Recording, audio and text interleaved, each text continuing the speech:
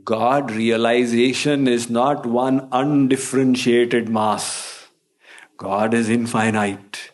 His realization is of infinite varieties. But then how to explain these things? So always the acharyas, the scriptures, they simplify it, compartmentalize it and give it to us. Understand, Gyan Yog, Bhakti Yog, Karma Yog, okay, now my intellect can grasp it. So to simplify it, one has realized the formless and the other has realized the personal form. So Shree Krishna says, Arjun, they also reach me finally. So if that is the case, then which one should we choose?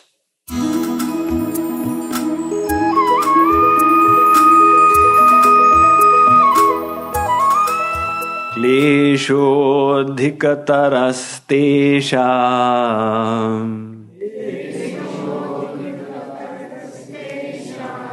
avyakta sakta chetasam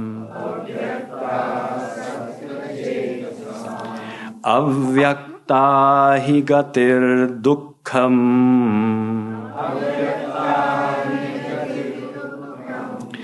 dehavad bhiravapyate.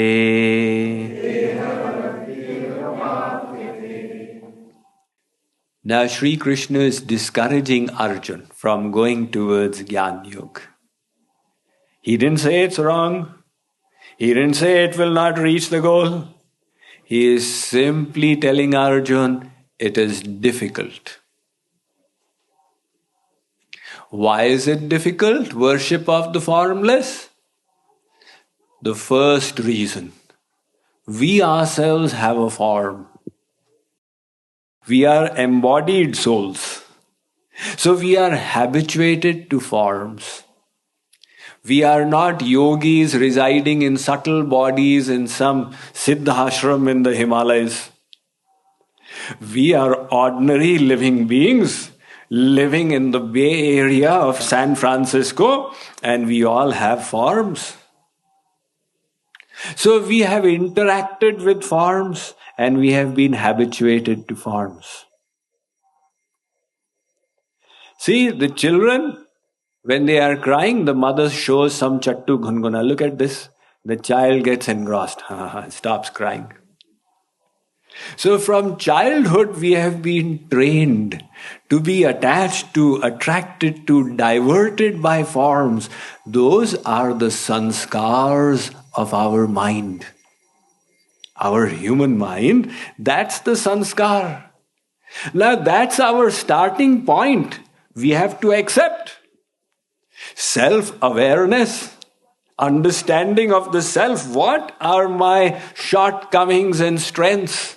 If somebody doesn't have self-awareness, then that person is not able to judge properly.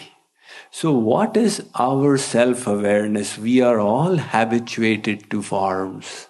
For such a mind to be absorbed in the formless is against its nature.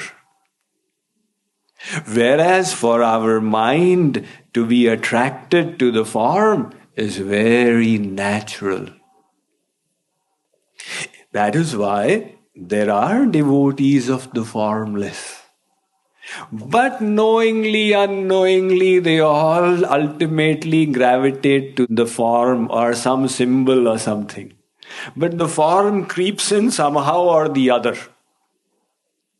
You all may have heard that famous story that Swami Vivekananda, he in his travels around India, he was in Alwar and he was the guest of the Raja of Alwar. Alwar is a state in Rajasthan.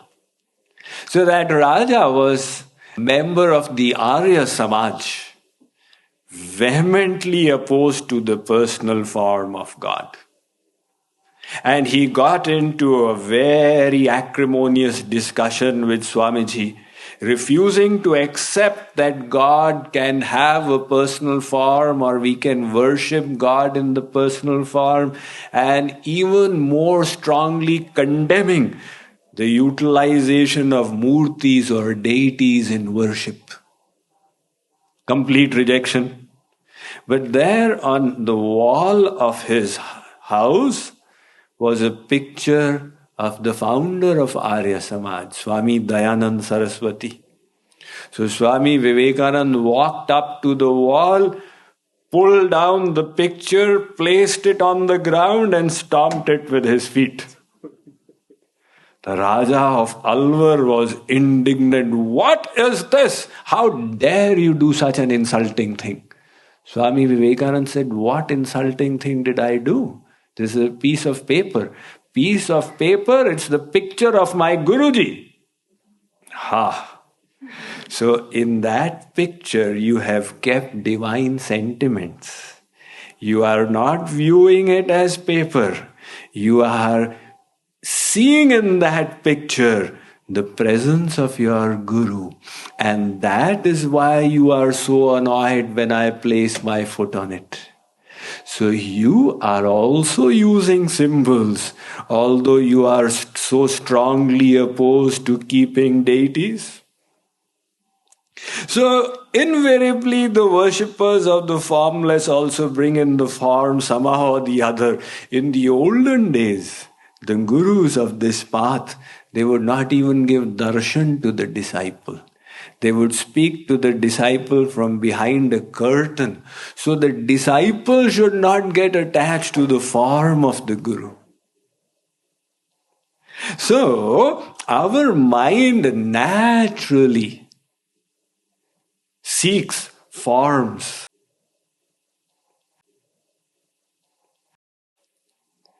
So it makes the process easier for one in this manner, and there are other aspects to it also.